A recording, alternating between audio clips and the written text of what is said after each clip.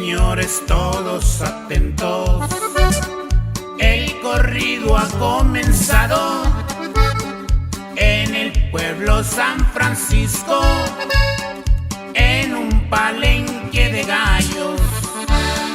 Va llegando un jugador, pero Bulico es su gallo. Buenos días, buenas tardes, buenas noches, amigos galleros. Reciban un saludo de parte de Granja La Sierrita en Ciudad Cuauhtémoc, Chihuahua. Y bueno, amigos, pues este video es para hablar un poco acerca de qué fue la época de oro en los gallos de pelea. Muchas veces hemos escuchado en diferentes entrevistas o hemos escuchado a personas comentar acerca de la época de oro, pero no tenemos una idea de qué es lo que fue, o a lo mejor no hemos escuchado a fondo de qué es lo que fue la época de oro. Y bueno, aquí vamos a hablar un poco acerca de ello. En primer lugar, se le llamó la época de oro porque en aquellos tiempos la afición gallística era muy apasionada, las apuestas eran muy grandes. El señor Víctor Tame habla de una ventaja que le tocó ver donde se jugaban 2 millones de dólares. Imagínese, y esto es en una ventaja, no en un derbi, en donde se juntan muchos partidos y con las entradas de todos pues se junta buen dinero, pero no, esto era una ventaja, o sea, un partido contra otro y se jugaban 2 millones de dólares. Entonces era muchísimo dinero, las apuestas eran muy elevadas. Las empresas o empresarios eran otra historia, nada que ver con lo que vemos hoy en día en los palenques. Ellos invitaban a los partidos y les pagaban guante. El guante quiere decir que les pagaban dinero por cada gallo que competía. En aquellos tiempos les pagaban alrededor de 3,000 pesos por animal y se jugaban alrededor de 7 a 9 gallos dependiendo de la empresa. Entonces estamos hablando que a cada partido se le pagaba entre 21,000 a 27,000 pesos por los gallos que competían. La empresa pagaba los vuelos de avión para los partidos y para los gallos. Incluso se les pagaba el motel donde se instalarían, o si no había motel, entonces rentaban una casa donde el partido llegaría a descansar, pero la empresa corría con esos gastos. La empresa también proporcionaba a los partidos las cajas para los gallos. Les daba asientos en el palenque, incluso botellas de vino para que los partidos estuvieran cómodos y disfrutaran de las jugadas. Se menciona también que los palenques empezaban temprano y terminaban temprano. Actualmente los derbis terminan muy tarde y la mayoría de participantes se quejan de esto porque son muy cansados. Hay palenques que terminan a las 4, 4:30 de la mañana, incluso hay algunos que tardan hasta más de 27 horas, toda la noche y parte del día. Y esto pues es muy cansado para todos los participantes, para los partidos, soltadores, pastores, punteadores, etc. En la época de oro iniciaban a las 8 y para las 12:30 ya estaban terminando. Obviamente para estos eventos se compraban los mejores gallos, que en su mayoría eran americanos. En cierta manera les convenía porque les daban buen espectáculo y además les pagaban porque les daban guante por los gallos. Entonces pues no les importaba mucho a los partidos invertir en buenos animales. Dependiendo de la empresa, pero generalmente las variedades entraban al terminar las peleas. Las variedades son los artistas. Generalmente era mariachi o música regional. Algunas otras empresas metían un poco de variedad entre pelea y pelea, pero la variedad no era importante, sino los partidos y los gallos. Los artistas invitados eran los mejores de la época. Estamos hablando de Lola Beltrán, María de Lourdes, Lucha Villa, Juan Gabriel, Vicente Fernández, entre muchos otros. Cuando los partidos viajaban, los empresarios enviaban a personas a recogerlos al aeropuerto y los llevaban a sus hoteles a donde iban a descansar con sus gallos. Algunos autores que todavía viven y se encuentran vigentes en la actualidad consideran que la época de oro fue entre los años 70 y el 2000, aproximadamente. De ahí en adelante cambió completamente la forma de jugar. En otro video les explicaremos cómo es que se juega actualmente.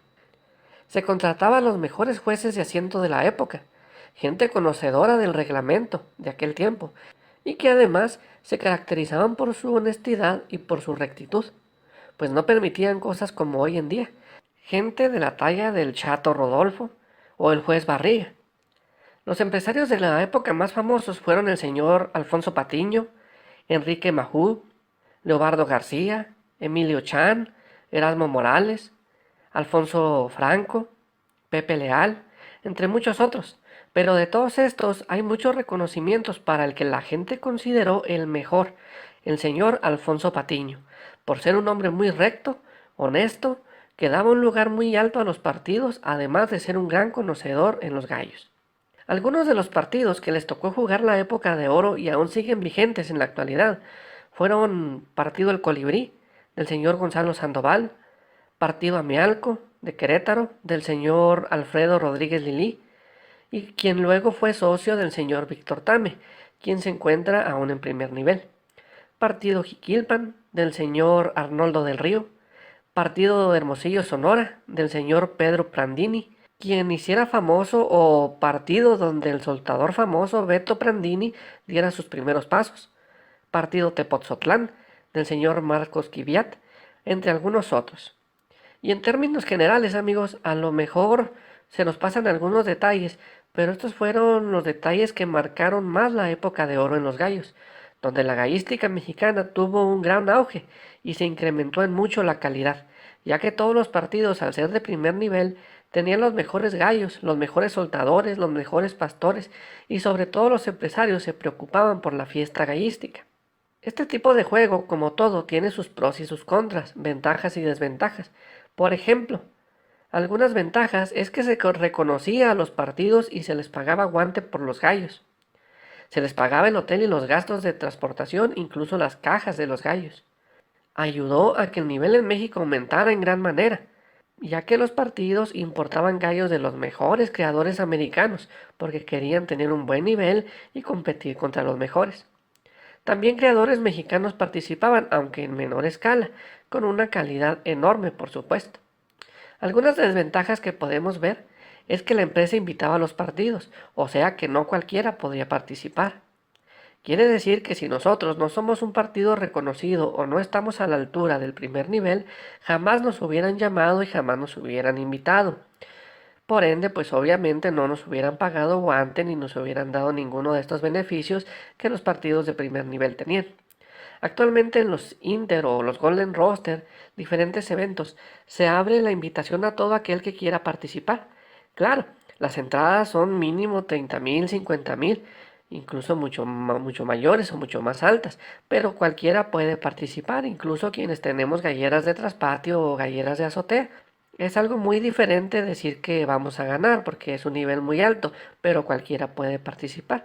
En la época de oro, pues esto no hubiera sido posible, ya que los empresarios invitaban a quien en el momento eran los mejores partidos.